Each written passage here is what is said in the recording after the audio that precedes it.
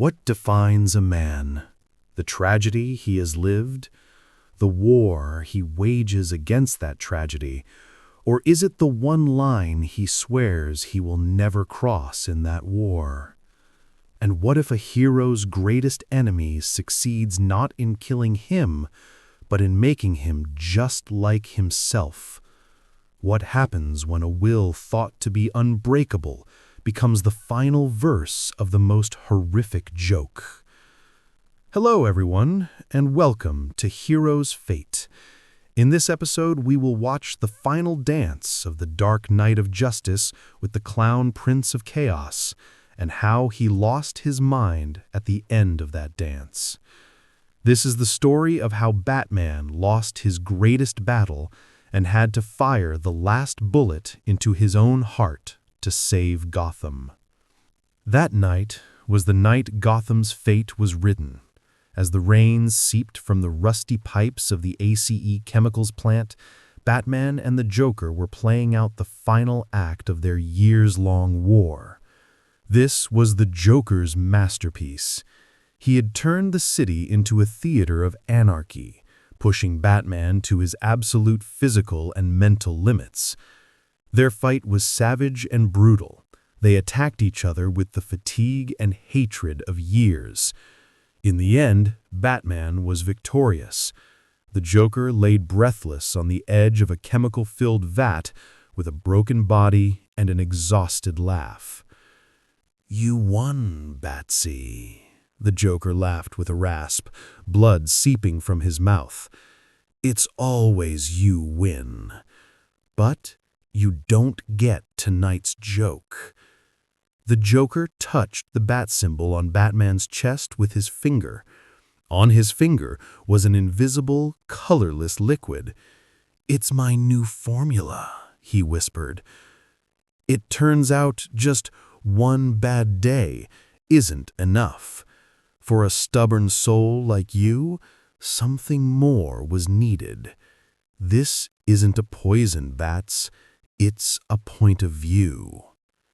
At that moment, the Joker let out one last laugh and, losing his balance, fell into the chemical vat below, just like years ago. But this time, he wouldn't be coming back. Bruce, wounded and exhausted, returned to the Batcave. As Alfred tended to his master's wounds, Bruce began to analyze the poison. But this was unlike anything he had ever seen before. It wasn't a neurotoxin. It was a virus, but not a biological one, a philosophical virus. It targeted the brain's centers for morality and logic, transforming trauma, pain, and purpose into meaninglessness, a cosmic indifference, and finally, a pitch-black humor. The Joker had designed not a tool to break Batman's iron will, but an acid to slowly dissolve it. And there was no antidote. The first symptoms began a few days later. While reading a crime report, Bruce caught an involuntary smile on his lips at an absurd detail of a murder. He was disgusted with himself. One night, the memory of the alley where his parents were killed flashed in his mind. But he didn't feel the searing pain as he always did. Instead, there was a strange, detached feeling. It was as if he were watching a poorly written play. His tragedy was turning into a comedy. "Master Bruce," said Alfred, with horror on his face as he saw him staring into the void and chuckling quietly. "Are you all right?" "I've never been so clear, Alfred. It's all so funny. All this effort, the costume, the fear. For what? In the end, everyone dies. Nothing matters. And that's the funniest joke in the world." Alfred saw that the familiar pain and determination behind Bruce Wayne's eyes had been replaced by the manic glint of the Joker. His master was turning into his greatest enemy. Bruce understood what was happening. He still had some control, but inside his mind, he could feel the walls slowly crumbling, the laughter growing louder. Soon, nothing would be left of Batman's moral code, of Bruce Wayne's memories. All that would remain would be a new Joker, possessing all of Batman's skills, intellect, and resources. And that would be a catastrophe that not even Gotham, perhaps not even the world, could withstand. He was losing the war, but he could choose the way it ended. One last time, he put on the Batman suit. But this time, the bat symbol on his chest looked not like a symbol of hope, but like a tombstone. He walked to the deepest part of the Batcave, to the vault of contingency protocols he had prepared to stop every member of the Justice League. He took out the last one. On it was written a single word: myself. This was the last resort, to be activated in case Batman ever went rogue. He stood in the center of the cave. The whispers in his mind had now turned into roars of laughter. That iconic, cruel grin appeared on his face. First a chuckle, then a choked laugh, and finally a manic sound that filled the entire cave, identical to the Joker's own laugh. As his laughter echoed off the cave walls, he activated the protocol with a trembling finger.